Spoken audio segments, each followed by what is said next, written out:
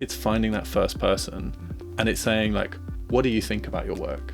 What would you do differently? But it's those little bits that is how we get much bigger change in society, right? We're historically bad at celebrating wins. That's the other challenge. Yeah. And I think that's something that we can learn better from the States, actually. Yeah. Most people haven't seen what power at work looks like, right? Like they've never been able to win something at work. They've never been able to change something. It's like outside of people's imagination in lots of cases, right? And so, particularly in tech where it's never existed. It's not like we can hark back to a time where unions were pretty powerful in tech. They've never existed in tech.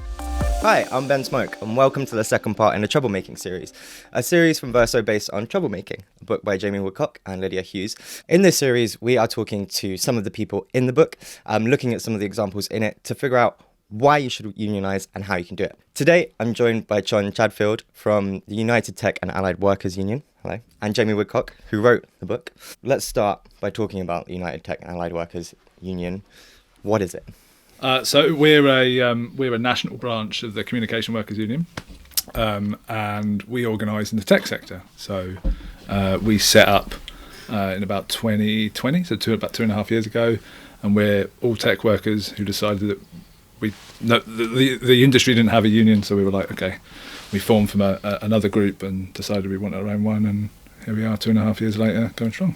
And how have you found the process of kind of starting and organising and getting people to kind of join the union and become active? I think we started off, there was a group of us that was part of the London branch of something called the Tech Workers Coalition, which is was started in the States, and it's kind of a loose network of labour organisers and workplace activists.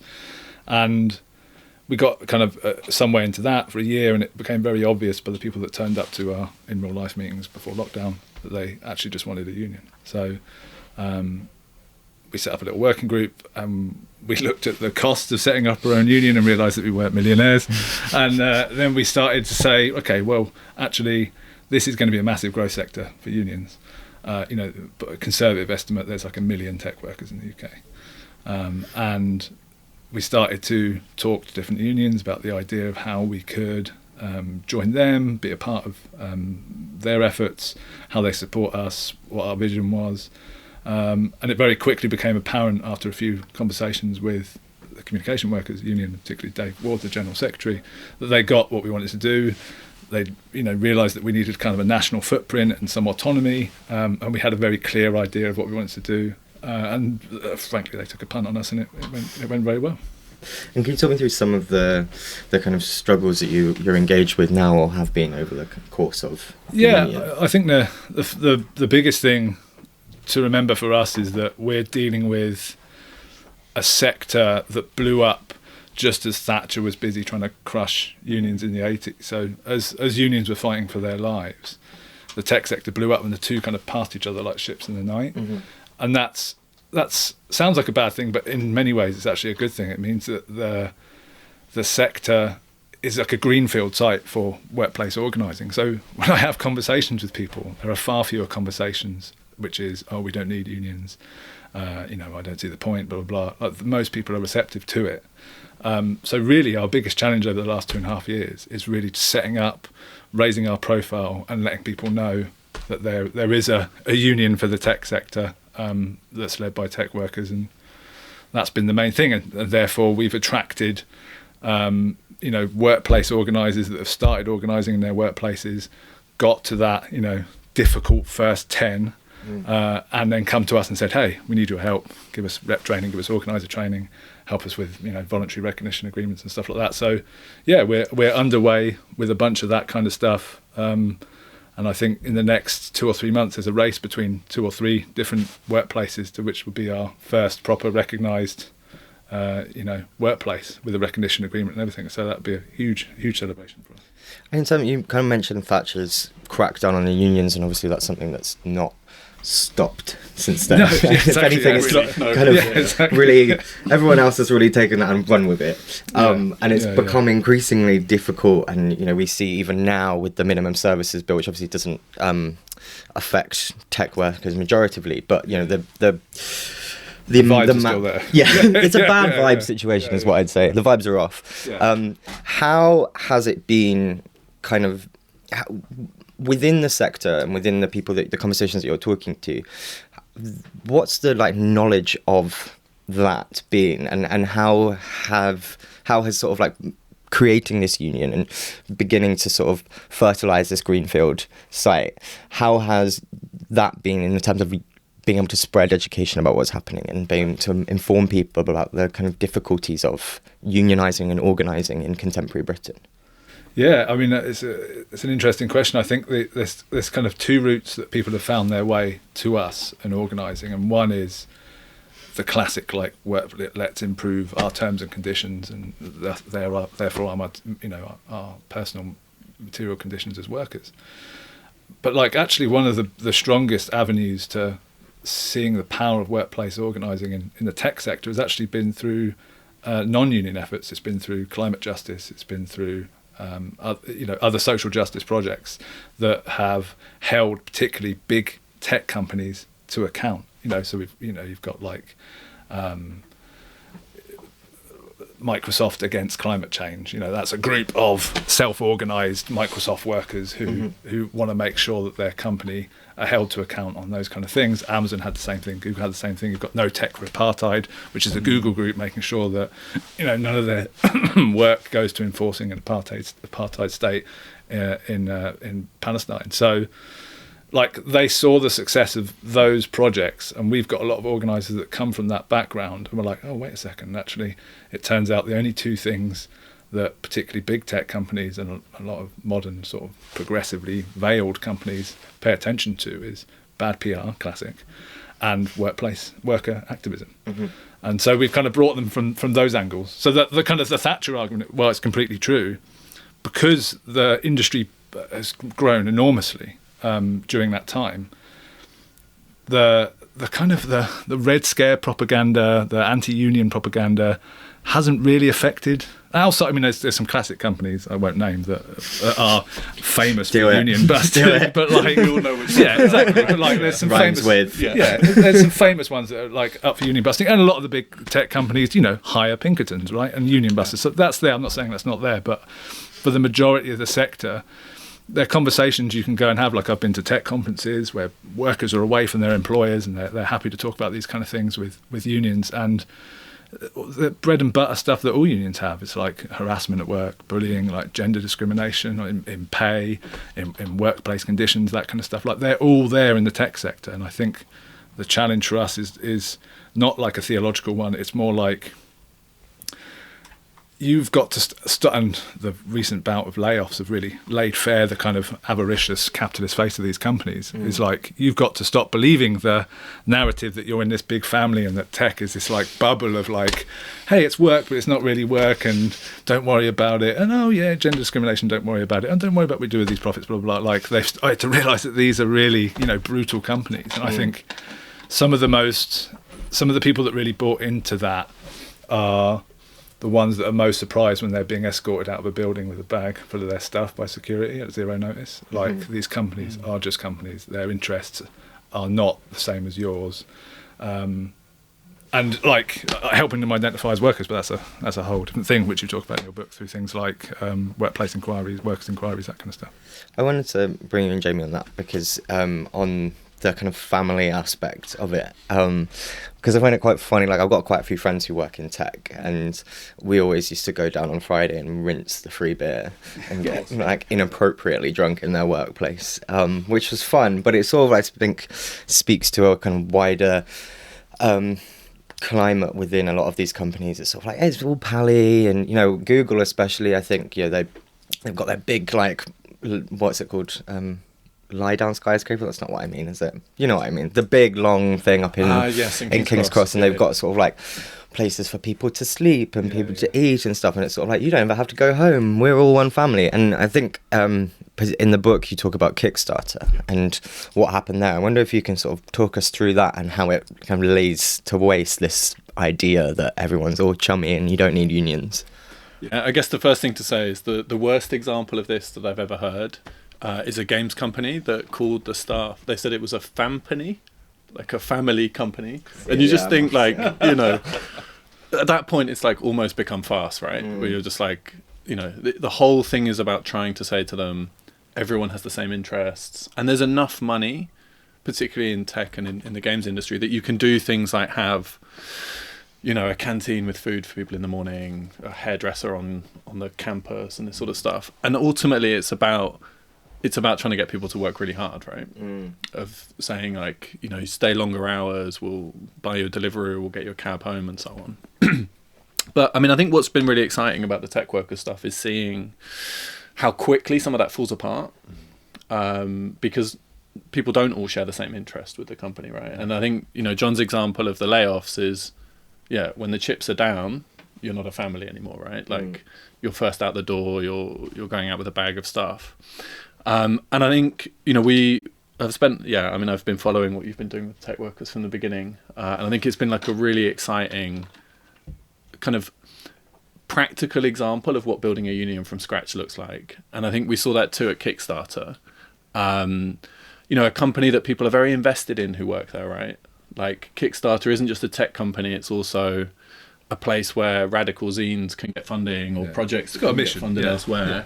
And I think often that, you know, people who work there because they want to. You know, they could go and work in another tech company. And I think that was both a kind of something that stops organising happening at first, because people are invested in it. But then when things start going wrong, there is also those bonds between people who work there who are like, this isn't the company I wanted to work for. And I think we really saw that in the Kickstarter campaign of very quickly people, you know, started coming together, asking questions about how it was run. And then, yeah, as we talk about in the book, there's this really kind of exciting organising campaign that takes place. It goes two ways. It's like, yeah, so the company tell you one thing, and it's like, we've got this mission. And you're right, people come in and they choose that company. They might, you know, choose to sacrifice wages or conditions or move city, whatever, to go, I want to work at that kind of company.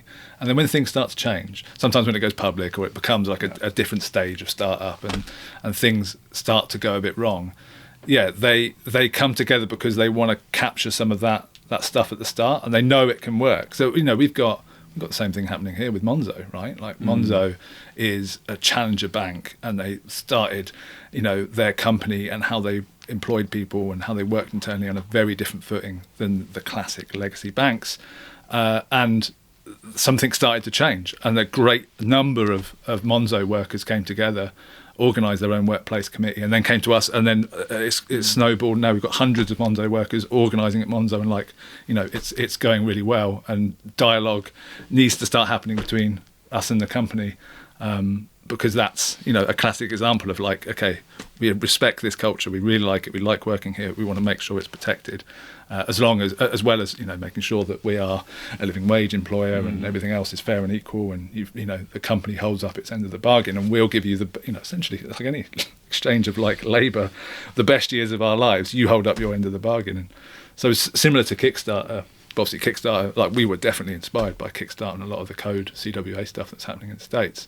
Like, we're starting to see that happening here a few years later. I wanted to sort of pull out something that you just said about the way in which companies sort of come together and put on kind of do these things. You know, they can put money into a canteen, but another thing that I've sort of noticed with tech companies is particularly around sort of pride, for example. Lots of my friends work in, like, cabaret and drag and stuff, and Pride is a huge month for them because they all get corporate gigs and they all go into, like, Google, these tech firms, which spend, I mean, it must be thousands and thousands of pounds on these sort of, like, events for their staff to all celebrate being queer and stuff like that. I wonder how much of a barrier that is to, because you're sort of talking about how, you know, people organising within Microsoft against climate change, you know, that's a sort of a touch point to then get more organising. But if the company is always co-opting these liberationary struggles, and, you know, more and more now companies are doing things around, like, Earth Day, and they're, like, sort of tepidly, you know, we saw loads of stuff around BLM. There's a lot, obviously most of it was performative, but I wonder how much of a barrier that is to kind of... I think it's what I'm waiting to see, because what's happened with the examples you've given is that someone in these companies sat down together and they, probably the marketing department were like, right, we can co-opt this and get good optics out of it. And they did that with Pride, definitely. Like everyone does rainbow capitalism for Pride, non-stop every year. BLM, it kind of like it switched over. That hasn't happened with unions yet, and I'm a bit surprised because some of these progressive companies, you would think someone is probably saying, actually, why are we fighting the unions again? Like they literally just want happier workers. And not, for the power imbalance to be slightly redressed, it's somewhat out of our control. Maybe we could actually, stop busting them. Like, we're not asking them to co-opt, but it's like if you could stop actively busting unions, that'd be great. But yeah, there definitely feels like that might be something that happens in the future, but I've not seen it yet. But it would make so it becomes. Well, having said that, the classic is staff associations, right? Yeah. That is workplaces co-opting some kind of labour movement. They go, oh, well, you don't need a union. We've got a staff association. We've got a voice for the employees, and it's this association or this board, and you can join it and you can vent your problems. And it's not. It's just another pathway to HR. So I think they're fairly. I mean, that's like level 1 union busting is having a staff association. So we're used to getting around that. I think in a way, I mean, I guess one thing to say is the Pride stuff is so clear in the video games industry because in, Western Europe, North America, you have games companies that really push, rainbow marketing. And then if you look at their Twitter accounts in other parts of the world, it doesn't exist, right? Yeah. And I think that gives you a bit of a sign of like, they're prepared to do it in places where they think it will make more money. Yeah. It will make staff feel a bit happier, because they feel like the company cares, and the moment it threatens the bottom line, the Twitter account is dormant during that month, right? But I think, I think it's an interesting question about, like, will unions become more accepted? Because I think we're beginning to see this a bit in platform work, these deals with a certain union of saying, actually, it's better to have a union that's not going to cause too much sweetheart trouble. Deal.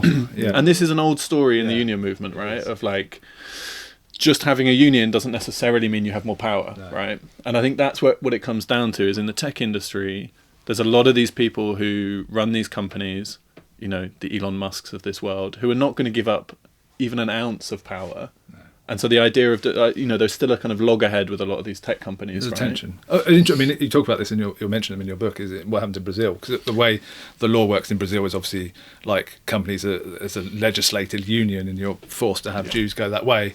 And actual, grassroots organisers in Brazil are like, no, we don't want to do that because they've been bought or captured or whatever. I'm not an expert in that region, but like I could see that happening, and I think that would happen here if it was any. There needs to be that kind of healthy tension, and obviously in Europe, mainland Europe, Germany, etc., you've got like workers' councils. That's the kind of classic balance that seems to work well in a long term. But we're not at that stage. We're at a much earlier kind of like we're poking through the kind of the edifice, and the more we do it, the more the more we have success at one place, another group of workers are like, oh, we saw those, we want to come, and it becomes this snowball thing. So we're a bit further behind in the States, but in some ways we've almost got more to win here because like I said, a million people by the most conservative estimate in the UK and Northern Ireland tech industry.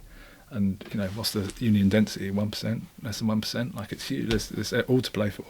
And in terms of that, like, because you kind of lay out in the book this idea that a workplace kind of relationship, the employer-employee, is in of itself adversarial, right? Like, at its very, very core, it is an adversarial thing, but it's masked, particularly, I think, in industries like the tech industry, because of all of this other stuff. I kind of wonder if you can talk maybe like broad strokes about it, and then kind of follow up and talk about how you found it like on the ground, talking to people, trying to re-educate, reconfigure people's sort of way that they view their relationship and the way that they view their labour, and that sort of conflict. We use, I mean, Jamie should introduce him because he obviously knows a lot more about them than me, but like workers' inquiry, like it feels like it's made for the tech industry workers, because it helps pull that mask down and help them locate themselves in relation to their company, in relation to the economy, in relation to capital, all that stuff. But like, yeah, I mean, I guess one of the things that's sometimes difficult to have an argument with people is the idea that you're exploited at work. Is, you know, my understanding of work is that I sell my time to someone, and that person wants me to work as hard as possible, as long as possible. We have different interests in that relationship, right? But I think sometimes with people who haven't been organising at work or haven't been in a union, the idea of saying like I'm exploited is like saying you're a victim, right? That like maybe you should have gone and worked somewhere else, or you've been duped. You've just been duped. Somehow. You've been duped, right? No one likes to feel like that. Yeah. And I think that's, you know, is an important starting point for organising, is to figure out like exactly what that relationship looks like in practice, because we can be exploited in loads of different ways, right? And I think, you know, this comes across in the Kickstarter stuff a bit, right? Of like, in what way are they exploited? What way do people have a say over their work? I mean, there's this whole thing with, you know, a particular campaign that they wanted to go ahead and management don't. And I think this is where, like, you know, one of the arguments that goes through the book is like your work matters. Like what happens in your work matters. And then the first step to organising is doing this inquiry type stuff, right? Like who makes money from your work? You know, what do you have a say over? What do you not? Like, where are the kind of red lines in different ways? And I think that's what we're starting to see in the tech industry is, you know, these campaigns around like not supporting apartheid in Palestine or military contracts is like ultimately Microsoft don't care if people don't want to work on making bombs because they pay their wages. So, you know, you have to do it. So I think it's that kind of, it's like pulling apart some of those relationships of exploitation, but also trying to find like, where is your strength in that relationship? Like, what can you refuse to do that gives you power, right? Yeah, completely. I think that's the stage we're at, and I think lots of other things have highlighted. You know, other big tech companies have had, you know, no tech for the US organisations that put kids in cages. You know, no tech for ICE. You know, that kind of stuff, and it's that starts to waken people up and answer those questions about what are the levers we can pull. And like I said, worker activism and bad PR, and when those two combine, there have been victories on those fronts at those tech companies. Like those companies have changed and pulled out of contracts and et cetera, et cetera. So like it works at that big zoom out scale. But I think, it's otherwise it's talking to people and helping them understand their value as a worker, I think. And actually, do you know what? That they are a worker. Like that's the most obvious thing that comes out of having these conversations, however structured, however deliberate, whether they're casual, you know, it's like, well, you're a worker too. And I think that can be a bit masked in the tech industry because obviously it's, you know, at the very top end it's pop star wages and it's, you know, infantilizing nap zones and, you know, endless I'm not against the nap zones, to be honest. free lunches, you know, free fruit and veg, etc., you know, free subscriptions to streaming services or whatever, right? So that kind of that masks that relationship. It's just, it's what the sort of old paternalistic companies that built villages around factories would do today. It's the same vibe, right? It's the same idea, and it's like cocoon these workers and get the best out of them as much as you can. And then when these other things start to happen, you know, either global events or these kind of hedge fund driven layoffs that we've seen in the tech industry, the workers kind of pop up or out of these bubbles and like, wait a second, like my laptop's bricked, I can't log in. Like this is what happened at Twitter. You know, we've got UK workers that our members were like, I think I've been fired, I don't know, I've got no messaging, I can't log onto my laptop, it's a brick. And that's how they found out that they were wild. At risk of redundancy, right? And then suddenly Twitter had to, you know, reel back a little bit and figure out that you know, there's process to follow in this country. But like those things start to happen, the pandemic, people were helped understand. I think the geography thing was important too. It's like we don't actually need to go to these offices to be valuable. Like our particular kind of work, a lot of it can be done remotely. And so they're like, well, I don't need to live in San Francisco anymore. I don't need to live in London anymore. I can move and have a better quality of life for me and my family and still do the same job. Oh, and if my employer don't like that, you know what? I'll go to someone else who does. And it is changing. It's a really interesting time to be in around organising in tech because, like I said, it's all to play for here, and we're really only just getting started. In terms of that, you know, the continuing effect of the pandemic and how it has, I think, like across so many different sectors, like revolutionized the way that people view work and view their need, as you're talking, like, to go into the office. Like, I simply do not, I mean, I'm an editor, and I can do that wherever. After this I'm gonna get a train. I'll be working because I'm just on my phone.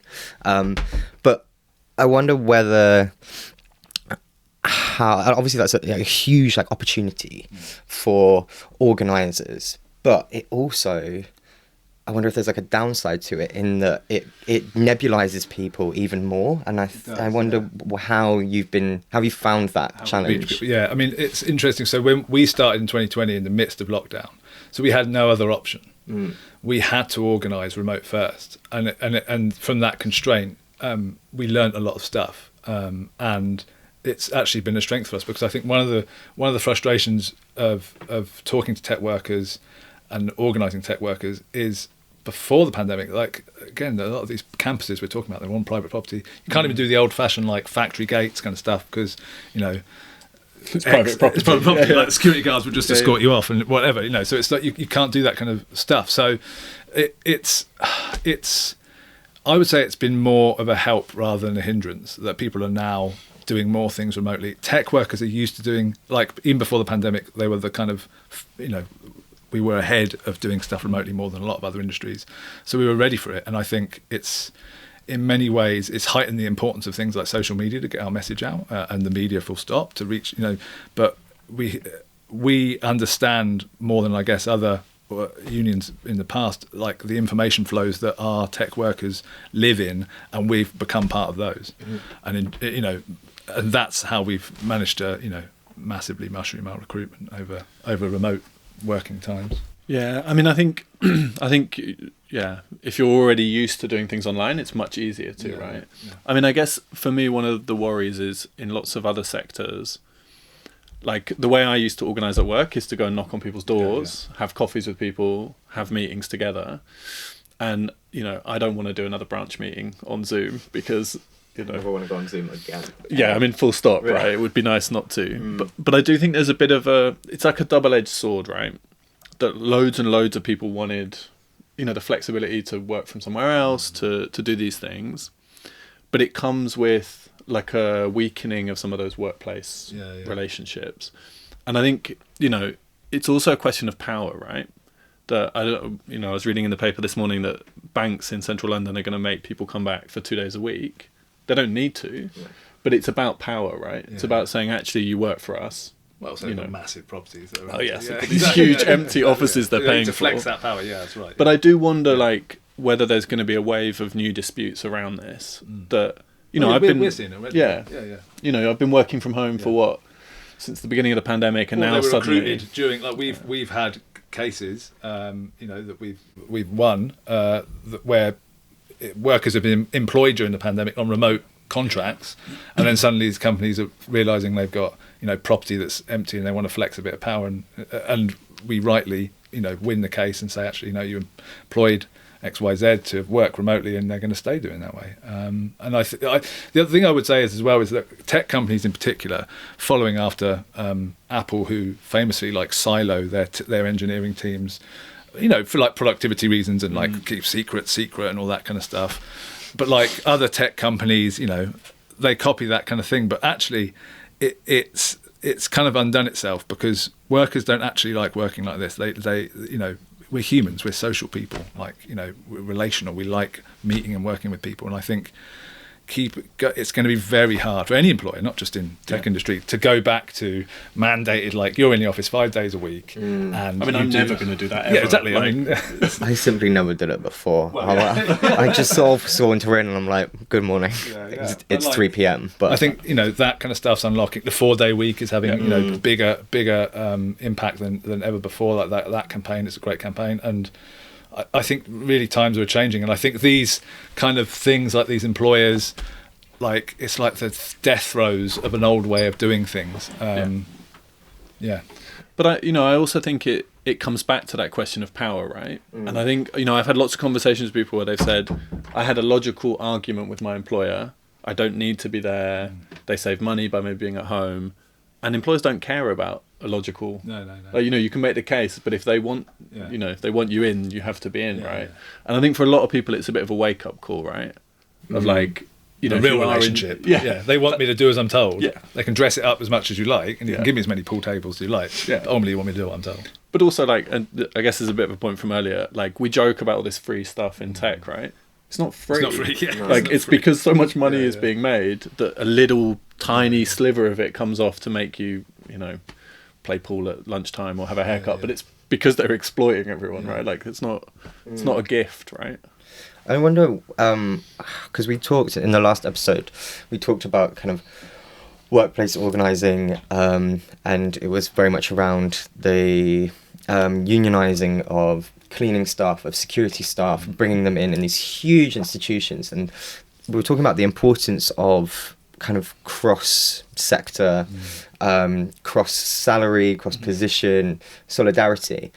Where are you guys at with that in terms of like reaching out to other people, and particularly if you've kind of got these big spaces? I know that a lot of companies are like downsizing, which obviously means that then support staff for those spaces are then at risk. How important is it in terms of like the strength of your union and the union as a whole to sort of begin organising and making those connections? Well, I think from the very get-go, and one of the kind of founding tenets of the Tech Workers Coalition, from which, you know, the original idea for United Tech and Allied Workers came, is that we've got a very broad definition of tech worker.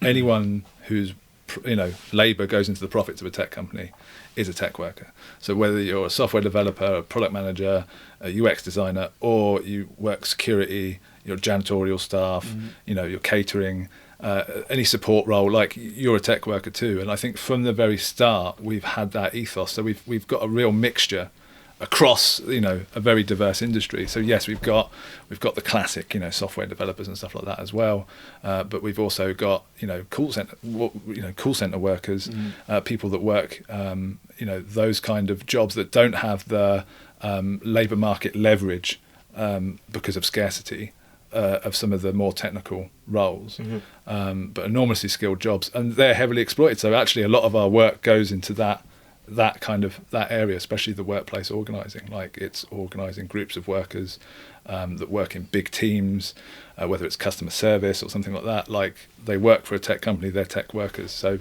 yeah, we've got that all-encompassing definition. So it's really important to us. And I mean, I think in part this also helped to inspire some of the organising in the US, right?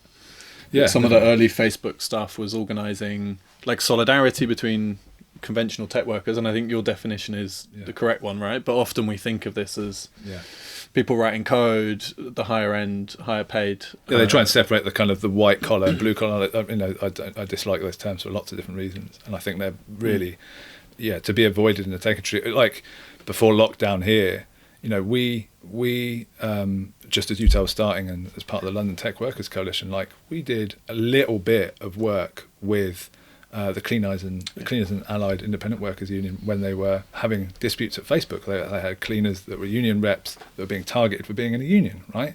And because these were migrant workers largely, and they were cleaners, they were looked upon by Facebook and those other companies in a different way as to they treat their own workers. All it took for some of those things to change was some recognisably tech workers to turn up on those pickets, do a bit of tweeting and PR and raise that profile, and suddenly those were, you know, I'm not claiming credit for it, but like, it helped a little bit of showing the employer that there is that cross industry, cross work type, you know, solidarity.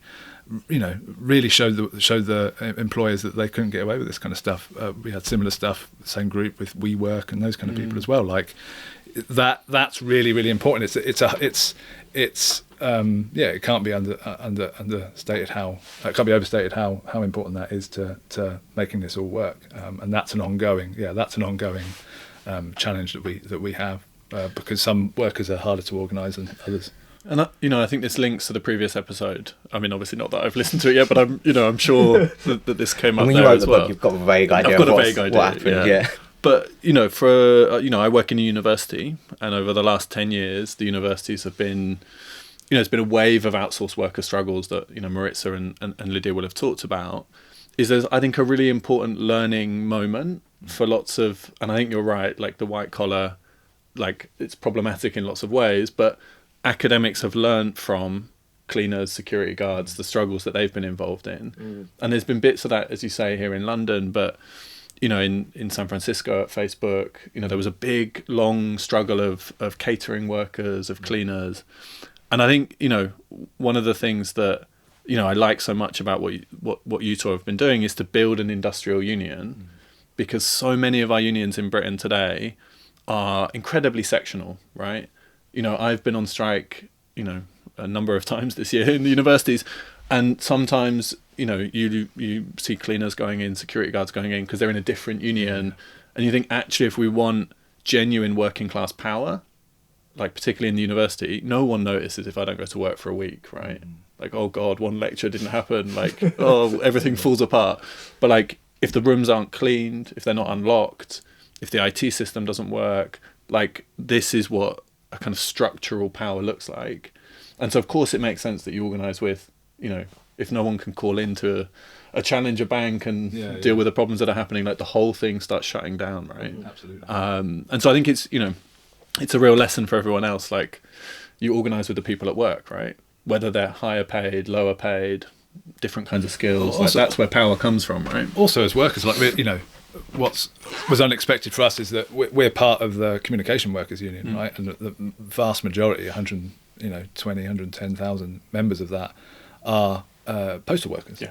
And postal workers are coming under increased surveillance, right, through technical means. And, you know, through being in the same union, having conversations, sharing the same spaces, you know, we're starting to expand our own definitions of, you know, what it is to be an employee and surveilled, and that leads on to other things like, okay, well, how are employers starting to use artificial intelligence to make decisions based on employee surveillance data, all of which is unbeknown and a very grey area kind of legally, and like, so there's that, you know, there's areas that we are starting to look into, we're starting to agitate in, that are going to be hugely important, and we'll be able to leverage our kind of our knowledge as people that care about, you know, work and working class and the labour movement, as well as deep technical knowledge. You know, you've got dual card, you know, UCU members that are researchers in AI and ethics and that kind of stuff. Like, we can hone that power on these particular areas and hopefully,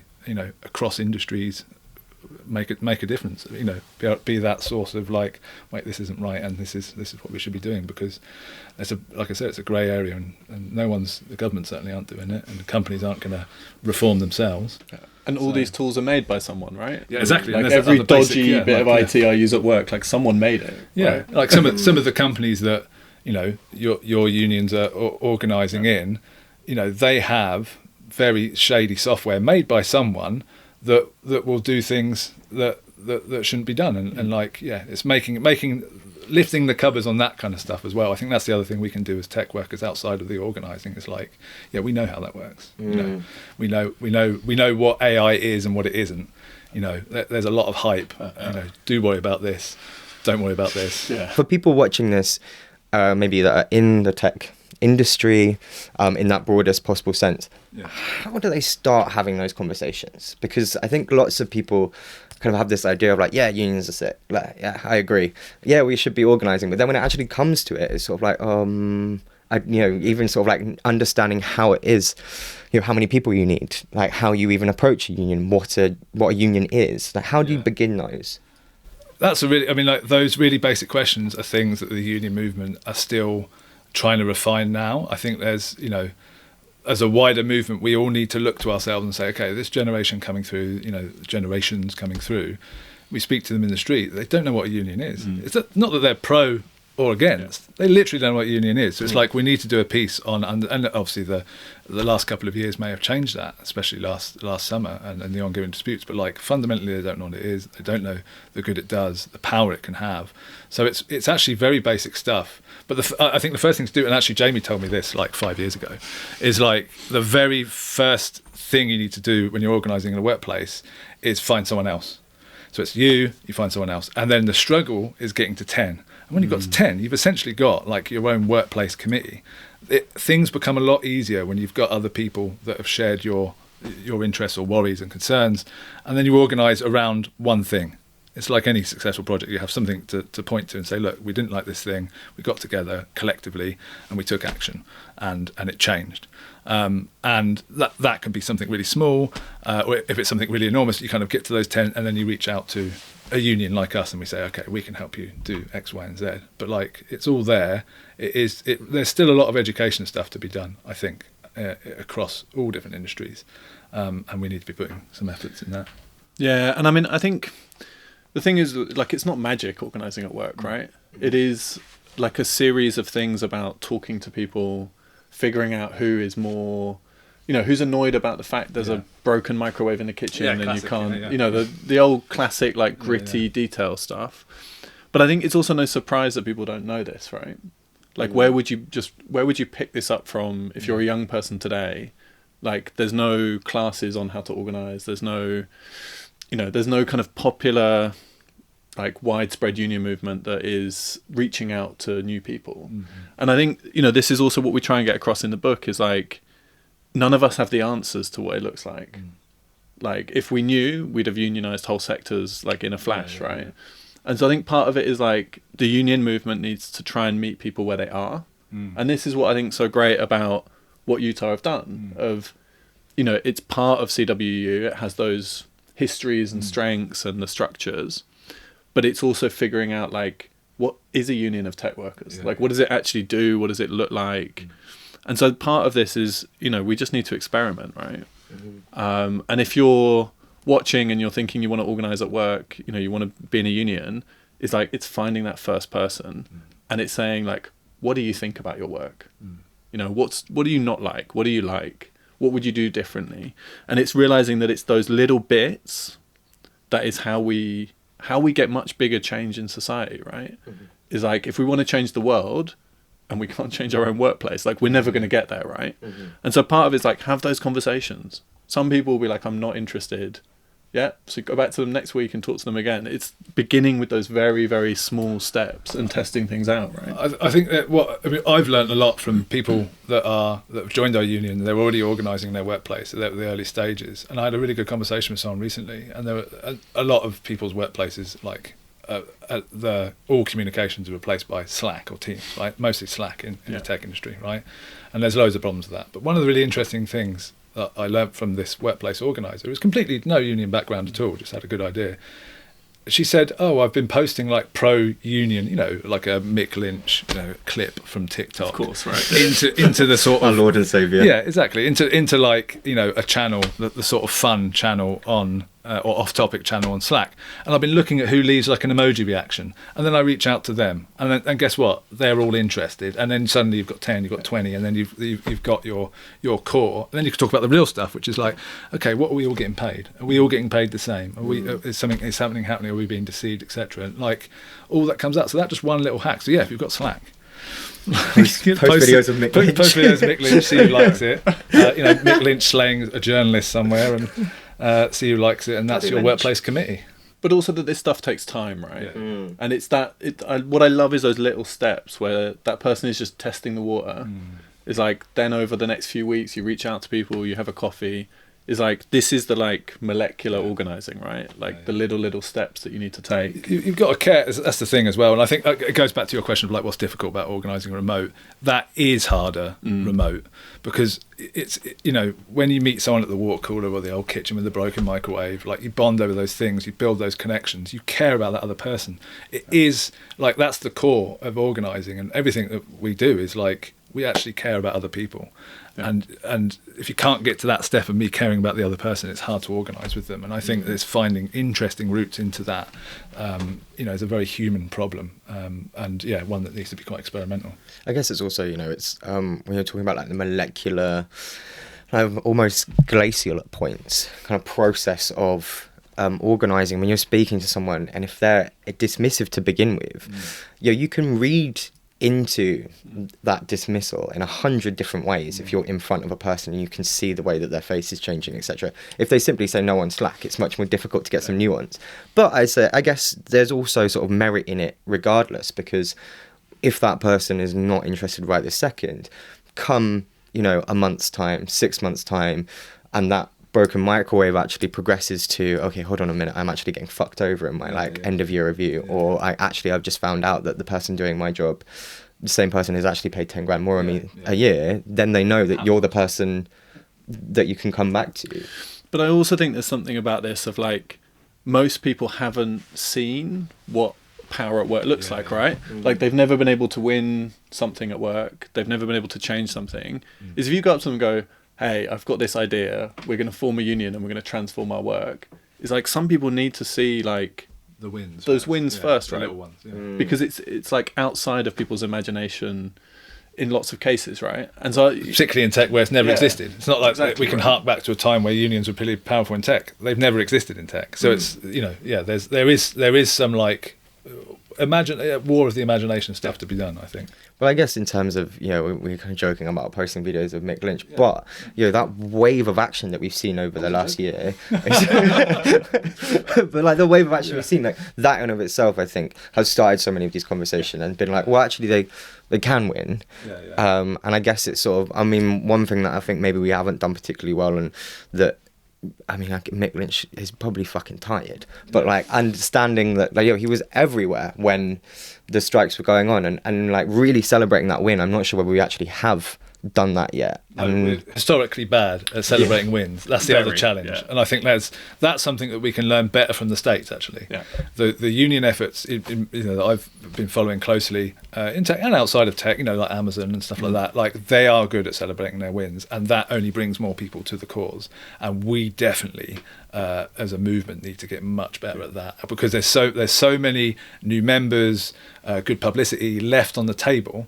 So many good stories left on the table because we simply don't celebrate those wins. And that's a whole different podcast about probably why we don't do that, but like I need to get better at that. As a union movement, we all need to get better at that kind of stuff. More optimism, more parties, more but dancing. Also like there have been some genuine wins, recently and historically, and we need to really shout about it. And I think we need to fight, and I think that's what's changing now, is that obviously the media have been able to quash those celebrations and keep union narratives about the old, the old, framed in the old ways. But that's falling apart. This generation coming through, they don't read those. That's not in their flow. It's not in their information flow, so they don't read it. So they see the Mick Lynch TikToks, right? And they're like, actually, that's what unions are. That's cool. Like we need to capitalise on that now and in the future. Like it's really genuinely important, I think. It's like an atmosphere, right? When there is an atmosphere of strikes and some wins being talked about, not enough, right? This matters for people that aren't in unions because it gives you a thing you can talk to your colleagues about. And I think that's why we are in the most exciting moment for thinking about troublemaking at work or organising at work, right? That people know what unions are because they've not been able to get the tube or they've seen the nurses. And the trick for everyone else is how we turn that into more organising at work, not just people being like, I like Mick Lynch or, I share this on Twitter. It's like, what you need to do is go and have that first conversation at work. And it's never been easier, right? And this moment won't last forever, right? So we have to grasp it. We have to grasp. And I think it's important because it's the first time, and this is why Mick Lynch and Dave Ward and Eddie Dempsey and all those people cut through, because it's the first time that you've got genuinely working class people talking about the working class improving our lot, and it then it's not the classically media trained ways of delivering things, so it's cut right through, and cut through a lot of different politics. I've had conversations about different struggles over the last years that are in the press for people you would not expect support from, and they have it, because it's so refreshing to see working class people talking about real things like power dynamics in the workplace. It's not been on people's screens for such a long time. That's what's really coming through. So anything more we can do to capitalise on that, that's only going to strengthen things for the working class, the union movement, everyday workers, etc.